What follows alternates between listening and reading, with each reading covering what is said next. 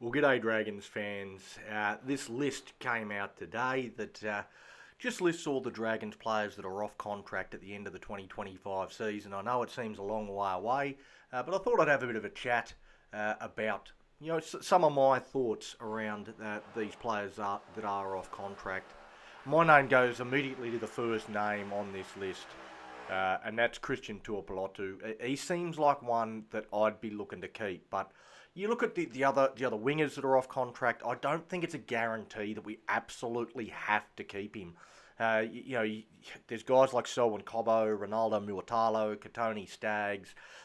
I know it's unlikely that we're going to get those players, but if we get those players to replace Christian Tuipulotu, then I'd be okay with him moving on.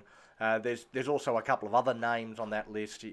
Ryan Pappenhausen, Xavier Savage, Jojo Fafita, guys like this that'd be adequate replacements. I think if we did lose Tuipulotu, so there's certainly a few options there.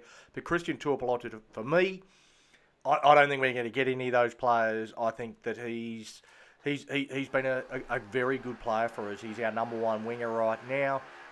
If he has another good season, I don't see why you wouldn't be retaining him. In saying that, there are always options, and it's not a player I'd be rushing to sign, a must lock down type player. And I think he's the most likely one to be re-signed. We could bring some juniors through. Not sure that any of our young guys can do what he does. Hayden Buchanan is a good young player that we could bring in. Jesse Williams, another bloke that had a very good season in the SG Ball competition last year and could develop nicely. So there's a few guys coming through, but none of them that quite do what Christian Tuipulotu does.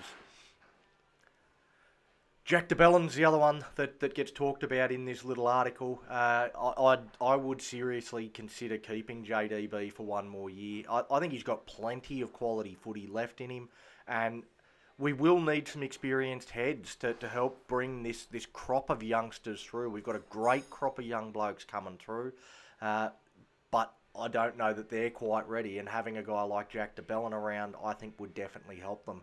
I would understand if we decided to move him on to put faith in the kids, but I think he'd be valuable for us for at least one more season after 2025.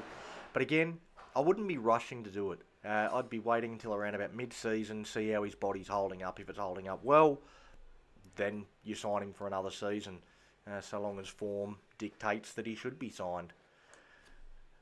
Few names on there, Corey Allen, Kyle Flanagan, Michael Molo. They seem like no-brainers to me to let go. But of course, Kyle is the coach's son, so that adds an extra element to the equation. It shouldn't, but it does.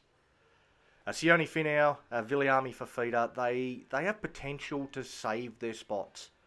They have talent and weapons that make them capable of earning an extension. But right now, they won't be at the club in 2026. Right now, they haven't done enough to deserve a contract extension. Sione Finau, plenty of speed, good aerially, seems to have great anticipation, can take a bloody intercept.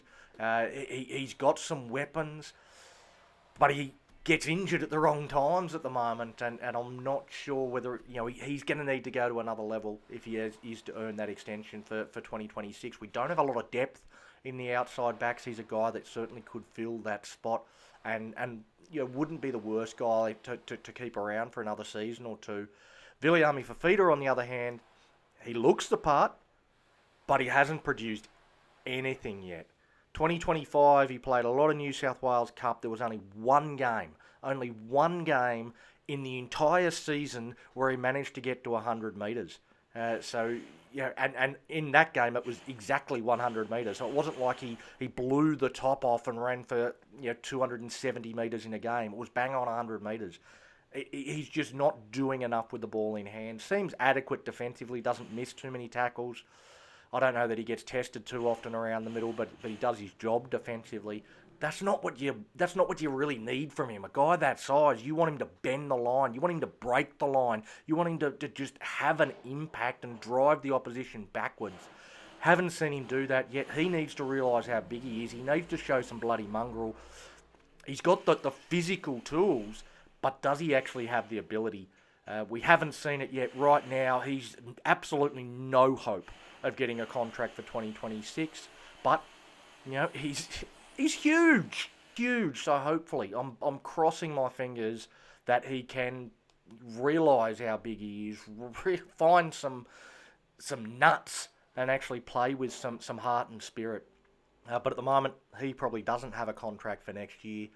Raymond Fatala-Mariner, a bit like JDB, I think. He could stick around in a mentor type role. I think he's got this ability where he can cover an edge, but he can also play middle. So he's that perfect guy to have on the bench to be part of your middle third rotation. And then if you need a guy to go a bit wider and play on an edge, then he can go in and do that as well.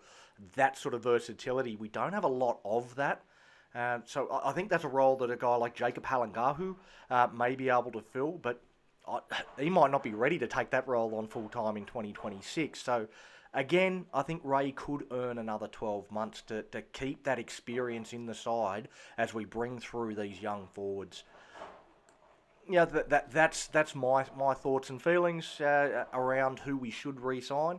The long and the short of it is, we shouldn't be rushing to re-sign any of these guys. I think take our time, wait and see what 2025 brings, and then make decisions based on form and what the squad needs going forward. Come on, Dragons fans. Fire up!